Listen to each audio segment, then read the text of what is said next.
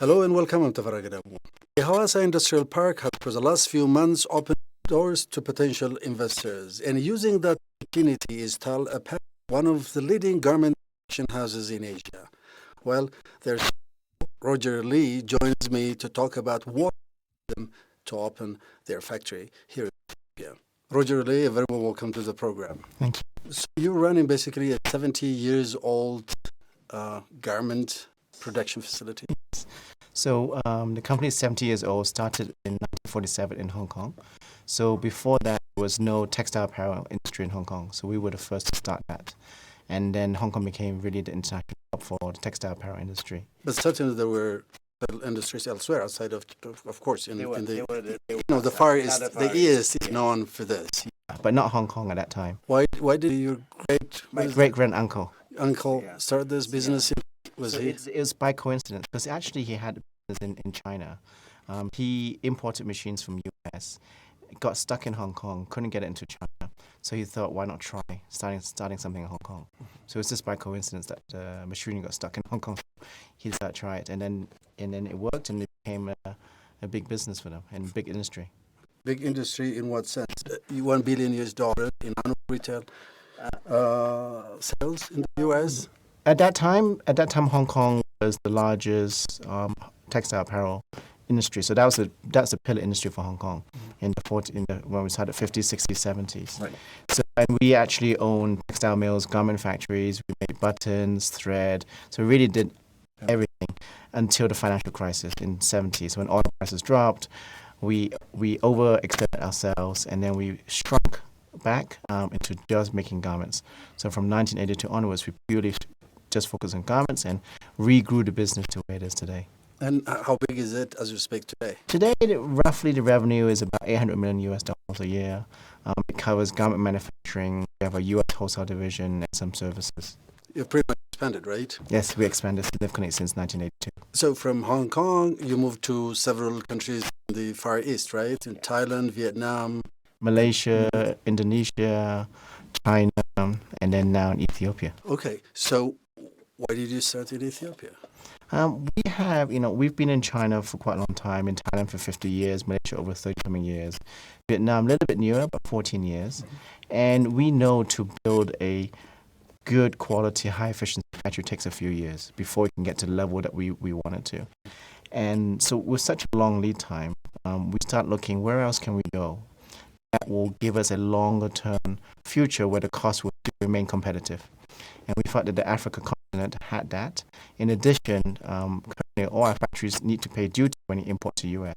Whereas in Africa, there are 22 countries that adhere to the AGOA duty-free that we don't have to pay duties. The customers are actually cheaper for the customers. So we looked in Africa with the duty-free advantage, with the future, with the wages being competitive now, and we believe in 20, 30 years they'll still be competitive. We thought it was a good region to look at, and then we picked Ethiopia after looking at different countries. When was that you decided to come to Ethiopia? We decided in 2015. End of 2015, we made the decision to go. And basically, in a year's time, you were on the ground. Yeah, we actually started hiring workers 6 months after. So middle of last year, middle of 2016, we started hiring workers and staff. And at that time, the industrial park was not ready. So we actually flew 200 workers and staff to one of our factories in Indonesia to train for 4 to 5 months side by side with our Indonesian workers. Yes. That was quick, right? Yes, we were quick. We were, as soon as we decided, we put a lot of people on the ground to do recruitment, to get the staffing, and move them to Indonesia to train. But interesting, if you make a decision, in 6 months, in a span of 6 months, I guess that's very quick. And what if something goes wrong? Our organization overall is 25,000 people right now and still growing. To us, relatively, the amount of investment in here, it's low because we don't have to put a lot of capital into the factory. The factory is actually owned by the government, and we just rent. So it's really the investment is the time of people. And to us, it's worth it. We always look long term. So investing for the future for us we don't hesitate. You mean the facilities owned by the government, like you're talking about the Hawassa Industrial Park. Factories were built by yourselves, right? Yes. This is the first time that you kind of moved into a ready-made facility. That's correct. Why? Couple of reasons. When we spoke to the government, they really encouraged us to go to Awasa Industrial Park. They felt that this will be the first dedicated textile garment industrial park in Africa, in Ethiopia. And we were one of the better known multinational garment manufacturers. They felt that was the right place for us to go. On top of that, we've never worked in the African continent. So there's a lot of unknowns, a lot of risks. To go and build a factory by ourselves without knowing a lot of things would be a risk. So we felt that given that the government's encouraged us to go to Awasa Industrial Park and we could rent at a very favorable rate, we thought that was a much better way to start than trying to go into a country that we don't know nothing about to build a factory from scratch. So you're going to stay at that facility, or you're going to move out and build your own, as you've done in the 6 countries in the Far East? I think we have no plans to move out. We've got about 33,000 square meters of space. Quite big. Huh? Quite big. And we want to use it all. And after you do that, you've basically got a local community. Our goal is to have always a local management team, local community that we work with. And moving the factory after that, it's actually you lose a lot. You lose a lot of local people, you lose a lot of the recognition, you lose a lot of the good work you've built up, which is important in our industry. The workforce is basically from that area, right? Yeah, the workforce today is from the area, but given that the infrastructure, the transportation infrastructure is not ready yet in Awasa, a lot of the workers that come are actually from further away regions. So they actually they rent a place and stay in a small room in Awasa during the week, and then weekends sometimes they go home. So how many employees do you have? How many? Today we have 700. We can reach up to 3,000. So mostly women. Mostly women in this industry. Mm-hmm. So you want to raise that figure to what? 3,000. 3,000. How many years?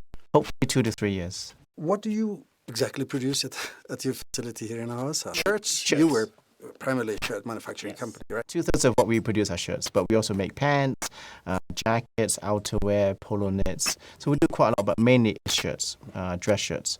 So we make in that facility men's dress shirts and export for the U.S. market. When you say export, do you have a quota from those? You're talking about the leading outlets in the U.S., right? Correct. Mm-hmm. So, there's no quota. It's duty-free from Ethiopia straight into the U.S. Who are those outlets? The customers? Big names. Big names in the industry. We work with a lot of the big brands. We work with Brooks Brothers, we work with JCPenney, department store, Dillard's department store, Nordstrom department store, outdoor people like L. Bean, Eddie Bauer. We work with European brands like Burberry, Charles Stewart, Thomas Pink. So we work with a lot of people, and at any one time we can have different brands in different facilities, so they move around a lot. When did you start exporting from Ethiopia? We started our first export was in May this year. May 2017 was our first container. The first container. Yes. That was just into the US or Europe? Into US. So have they started selling it? Yes. Obviously. Yes. You will find made in Ethiopia dress shirts in US. So what's the reaction like? From our customers? Yeah, your customers. Our customers, we operate in so many countries. They are happy. They typically don't care as much where we manufacture. Mm-hmm. As long as the cost is right and we can produce the quality and delivery standard that we normally do, they don't not too concerned about where we produce. However, Ethiopia is the first facility that's duty free. Mm-hmm. So for them, it's a big advantage being able to import duty free. Mm-hmm. So they're very happy with that. What percentage would Ethiopian products constitute in those outlets? It's still a small percentage. If we look at our total capacity, Ethiopia right now, for 2018 next year, will probably be about 2% of our total capacity. So still very small. It's very small. Mm. But compared to the other factories that you have elsewhere in Asia, where does your company here stand? So when we're full at 3,000, it will probably be a medium-sized factory. For example, in Vietnam, our latest factory will have 8,000 people when it's full. Mm-hmm. So 3,000 is what we call medium-sized. You produce goods, clients are happy, but there are certainly challenges, right? I mean, it's not just rosy, is it? No, there are a lot of challenges. Let's talk about those challenges. Sure. When we came here, we expected the first 5 years to be more of a learning experience because we want to be here for a long time. We've been in most countries 30, 40, 50 years. That's the same thing we want to do in Ethiopia. So I can give you some examples of the challenges we face today. the workers coming to work, they don't have anywhere to stay because they cannot stay at home and commute to work like most other countries can because the transportation infrastructure is very poor here. But the government's committed to build that. But in the meantime, we still need workers. So the dormitories where they live is a challenge right now. There isn't enough supply for the demand from the total Awasa industrial park, not just from our factories, but for other factories as well. So the government's been very supportive. We're working with them on a medium-term plan, how to increase capacity. That's one example.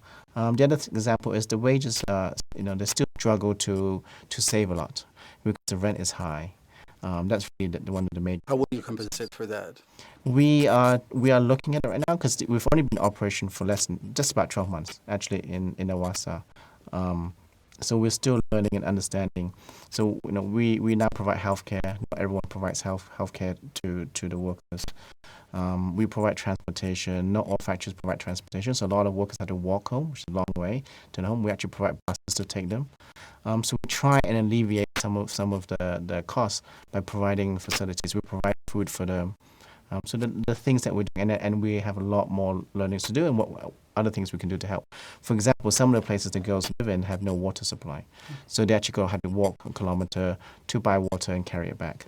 And so we learned about that recently. So we think there are ways we can help actually make that easier for them. But the easiest thing to solve that problem would be to raise their wages, right? Correct. Are you doing that? We are looking at that. Is it a competitive wage? Today is a competitive wage in that the other factories in Awasa we pay equal or sometimes slightly better than other factories. You do? Yes. So our goal is to provide jobs. And to provide jobs to workers so that we can improve the livelihood. You go to any other facility in the world that we operate in, you can talk to workers. Our reputation is by far above average. I would never say we're the best because there's always room for improvement. But in our industry, we are one of the most labor-intensive industries in the world. Given that, and there are a lot of factories around, the way we win is by having the best people. And doing that is having the best culture and giving back to the local community. So we're still learning. And pay good as well. We have to pay good, but you can never try and win your workers by paying the most money. That people are not just here for money. It's money and how you take care of them. So you have to do both very well. How many non-Ethiopians? How many foreigners? I have the word foreigners. Today we have about 60 expats. Expats. So I spent the last 2 days in the factory with them. The Ethiopians are very happy to have the expats because they get to learn a new skill. So the expats, what do they do there? They're more technical. So they're technicians. There could be mechanics. There could be garment technicians. There could be trainers teaching the locals on how to sew, how to operate efficiently. Right now, the factory managing director is an overseas, is an Indonesian. Our goal, as I explained to the team last 2 days, is that we want a local management team within 5 years. We want the head of the factory to be an Ethiopian. That will be our ideal goal. So it's not just less of non-Ethiopians or expats, but an exclusively Ethiopian admin staff as well as the common workforce. Is that what you're intending to? Yes, our philosophy is always to have a local management team. Now, in every factory we have, there are some expats because some are really experienced technical people that have been for 30 years. Sometimes you still need some technical people, but long-term for sure, we want the whole management team to be local Ethiopians because we feel that's the best way. You understand the culture, you know what's best, but you have to operate the TL way. So we now teach them what the TL way is. How do you work in the TL environment and process?